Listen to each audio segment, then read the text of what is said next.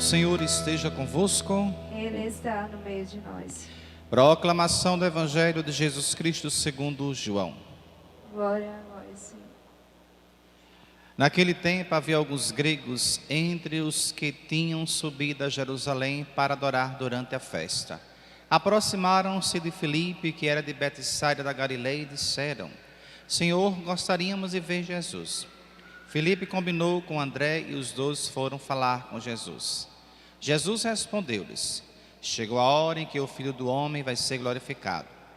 Em verdade vos digo, se o grão de trigo que cai na terra não morre, ele continua só um grão de trigo. Mas se morre, então produz muito fruto. Quem se apega à sua vida, perde-a. Mas quem faz pouca conta de sua vida neste mundo, conservá-la-á para a vida eterna. Se alguém me quer servir, siga-me, e onde eu estou estará também o meu servo. Se alguém me serve, meu Pai o honrará.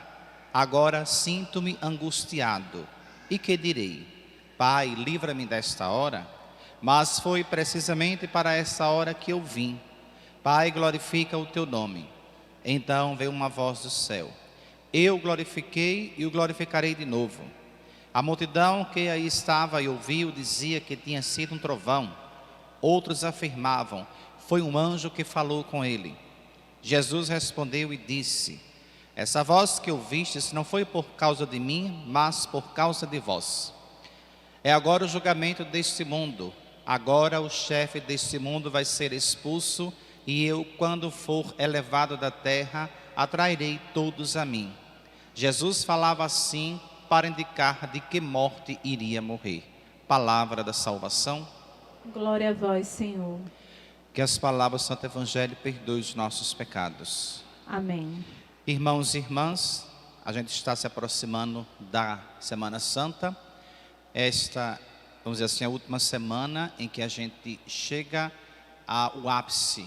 Porque na Semana Santa, Jesus entra em Jerusalém.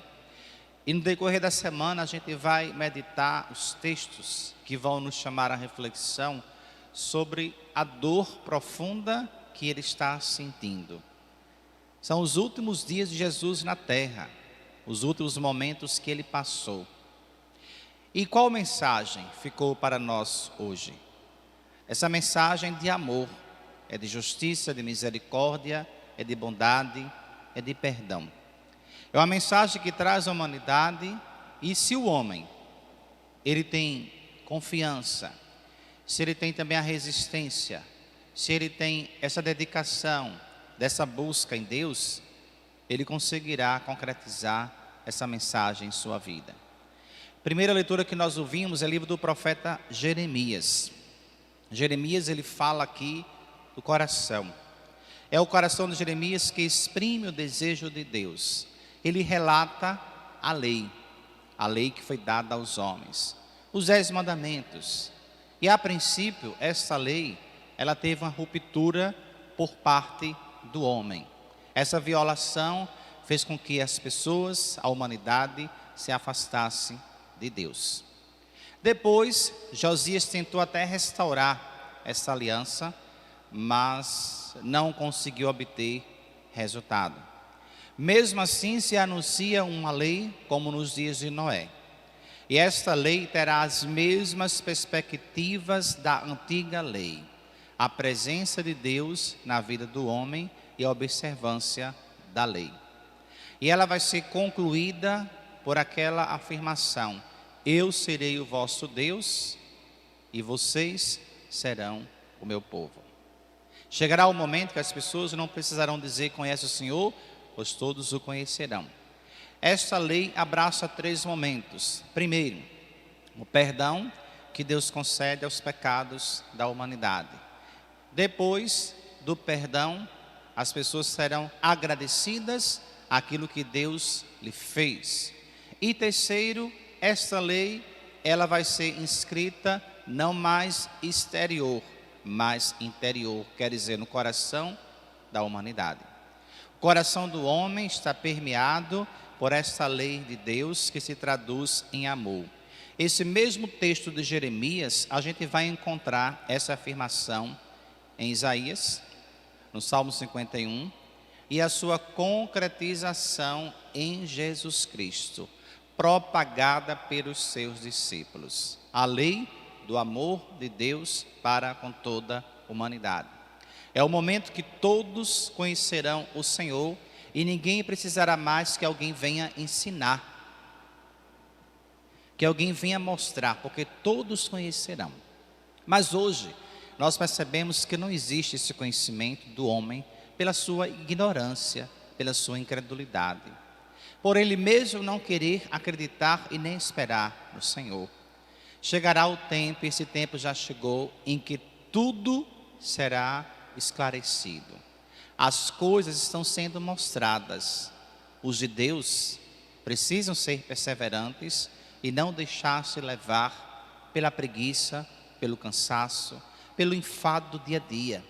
Os judeus precisam ser perseverantes e manter sempre essa fé acesa, a fé acordada. Nós não podemos mais dormir, nem perder tempo com outras coisas bobas, mas empregar nosso tempo à palavra de Deus. Nós voltamos àqueles tempos antigos em que os cristãos, para celebrarem, basta lembrar o domingo de Páscoa. Os discípulos estão às portas fechadas por meio dos judeus lá fora que querem perseguir todos os cristãos. E isso porque são movidos pelos sumos sacerdotes. Nós voltamos a esse tempo em que somos proibidos de celebrar a palavra de Deus e precisamos de várias formas, muitas vezes até tentar driblar alguns momentos da vida para poder escutar a palavra de Deus. É o convite de Deus feito ao homem, que a gente precisa lembrar do seguinte: antes obedecer a Deus do que obedecer aos homens. É uma seriedade de você tomar posse da palavra de Deus em sua vida. Segundo a leitura, carta aos Hebreus, escrita por um autor anônimo no ano 80. E ele descreve a situação drástica em que se encontra o povo de Deus: perseguição, sofrimento e morte. 3 pontos vão nortear esta carta, logo o seu início. Os cristãos que são perseguidos por serem cristãos. Eu sou cristão, estou sendo perseguido. O hoje de nós. Nós somos perseguidos por sermos cristãos, por queremos professar e proclamar a nossa fé. Depois, o grande perigo de querer voltar àquela atividade do passado. E o terceiro ponto, o afrouxamento que existe e que as pessoas acabam se dispersando por causa do juízo final que eles dizem estar demorando. Claro que para Deus não existe essa demora, para Deus tudo no seu tempo. A carta aos Hebreus, que será um discurso, começa apresentando Jesus Cristo, Filho de Deus, que é superior aos anjos. Ele sendo superior aos anjos, vale lembrar que Jesus foi ele quem realizou a redenção da humanidade. E não foi nenhum anjo que fez isso, mas o Filho de Deus. A partir do capítulo 3 já se fala de Jesus que ele é superior a Moisés. E o apresenta como misericordioso e sacerdote. O sacerdote naquele tempo, quando era escolhido, ele precisava ter as mesmas características do povo a qual ele estava sendo enviado. Isso era importante perceber isso. Vamos escolher um sacerdote para aquela comunidade que possua as mesmas características do povo. Jesus Cristo, primeiro, não fingiu ser homem. Ele é enviado não somente a uma comunidade, a um povo, mas é enviado para o mundo todo. Ele não fingiu ser homem. Depois, não fingindo ser homem, ele assumiu essa condição humana em tudo, menos o pecado. É aquele Cristo que a gente conhece, que tem fome, que tem sede, aquele Cristo que faz refeição, que fala com as pessoas, que não faz distinção. Essa é a sua grande característica, acolher as pessoas ao seu redor e conduzi-las ao seu coração. É o pastor que dá a vida por suas ovelhas. E ele vem trazer àquela comunidade essa certeza e essa esperança. É um pastor, é um sacerdote que intercede, porque sua oração ela será acolhida pelo Pai. Ele ressuscita dos mortos. Nossa oração também é acolhida por Deus. Todas as vezes que nós rezamos com fé, nós temos certeza que vamos testemunhar muitas graças e muitas bênçãos em nossa vida, porque Deus, Ele não nos deixa de mãos vazias, mas nos concede sempre todas as bênçãos a cada um de nós. O evangelho de hoje que acabamos de ouvir, o capítulo 12 de João, para a gente entendê-lo, vamos ver todo o capítulo 12.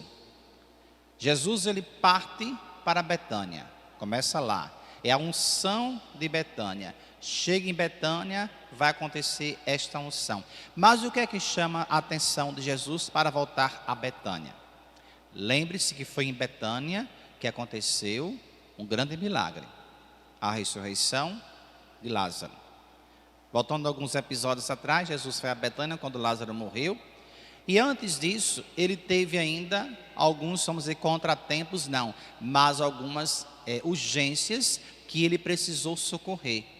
Passaram os 4 dias e disseram: Lázaro morreu. E o discípulo vai dizer: é melhor a gente ficar por aqui mesmo, deixa lá ele ser sepultado. E Jesus fala que Lázaro não morreu, mas está dormindo. Eu preciso ir para lá para manifestar a minha glória. E a glória dele começa a ser manifestada através dos sinais que ele vem realizando. Aí volta, aí chega em Betânia, Lázaro ressuscita, acontece tudo aquilo ali, pronto. A situação está boa, agradável. Voltando a Betânia, acontece a unção desta cidade. Jesus vai à casa novamente dos irmãos Marta, Maria e Lázaro, senta à mesa para outra refeição. Marta, como sempre, está servindo a mesa. Jesus e Lázaro estão sentados. E Maria, onde está, padre? Essa Maria, irmã de Lázaro e de Marta, da outra vez, ela se colocou aos pés do mestre para ouvi-lo. Agora, novamente, ela se coloca aos pés de Jesus para ungir seus pés com perfume. Ela gastou o que? 1 denário, equivalente a um dia de salário de um trabalhador daquele tempo. E era muito dinheiro. Comprou todo em perfume e colocou a passar nos pés de Jesus, enxugar com seus cabelos. Nós temos ali a presença dos discípulos, entre eles, vamos citar aqui o que está em destaque no capítulo 12, Judas Iscariotes. Judas, vendo aquela atitude, logo critica: por que essa mulher gastou dinheiro com esse perfume? Não seria melhor ter comprado alimento e dar aos pobres? Oh, que homem bonzinho é Judas, que homem caridoso, prestativo. E João diz: Lázaro era ladrão, ele não se preocupava com os pobres. Ele era responsável pela sacola do dinheiro. E todo o dinheiro que entrava, ele sempre usurpava para si. Ele não tinha preocupação com os pobres, mas a dor foi grande por perder aquele dinheiro que poderia estar na sua sacolinha. E Jesus chama a atenção de Judas: ela faz isso em vista da minha sepultura. Aí voltamos ao evangelho do domingo passado. Nicodemos, que foi encontrar com Jesus de noite, porque ele queria conhecer de perto e saber quem era Jesus. À noite, porque ele tinha medo de ser visto pela sociedade e também ser visto pelo sinédrio, por ele ser o quê? Um mestre da lei bem respeitado na sociedade. Encontra-se com Jesus, Jesus dá-lhe um puxão de orelha, diz que ele precisa nascer de novo, e depois que ele volta para encontrar, já é tarde demais, porque Jesus já está morto.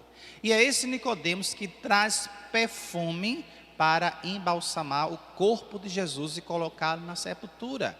Maria já está o quê? Pensando neste momento, tudo volta-se ao seu grande amor, que é entregar sua vida à humanidade. Depois que ele sai de Betânia, ele parte para Jerusalém, domingo de Ramos. Chega em Jerusalém, aquela festa, as pessoas acolhem: Hosana ao filho de Davi, Hosana ao mais alto do céu, assim assado, aquela coisa toda, a gente já sabe o resultado. Ele continua em Betânia, não, foi para Jerusalém, foi acolhido lá, continua em Jerusalém, e agora vem o quê? A sua glorificação. O Filho do Homem será glorificado. Está com os seus discípulos e vem alguns sectários prosélitos do judaísmo, que são gregos. Eles têm curiosidade de saber quem é Jesus e vão logo a um discípulo chamado Filipe. Filipe vai até André.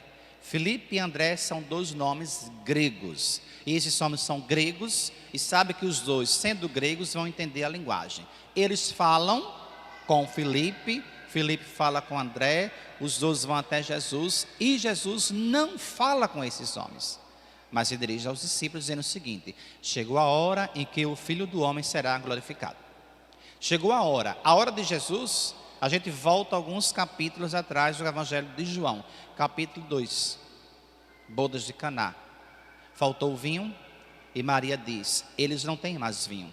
E a resposta de Jesus é: minha hora ainda não chegou. A hora, essa hora, chegou a hora em que o Filho do Homem será glorificado. Pai, ele fala com o Pai e acontece uma teofania. O Pai fala com ele: eu glorifiquei e glorificarei de novo. Quem está ali diz: ah, foi um trovão. Outro diz: não, foi um anjo que falou com ele. E Jesus deixa claro que aquela voz não foi por causa dele, mas por causa dos que estão ali ouvindo. Porque o final do capítulo 12 de João mostra o quê? A incredulidade dos judeus. A gente vê que eles são incrédulos, eles não acreditam em Jesus. E ele volta a repetir aquela expressão de Isaías: tendo ouvidos, não quiseram ouvir, os olhos não quiseram ver, endureceram o coração, impedindo que eu os curasse. Continuaram assim, sem ouvir, sem ver, sem querer falar, sem querer sentir e sem querer experimentar e tocar com as próprias mãos, e vão ficar com o coração endurecido.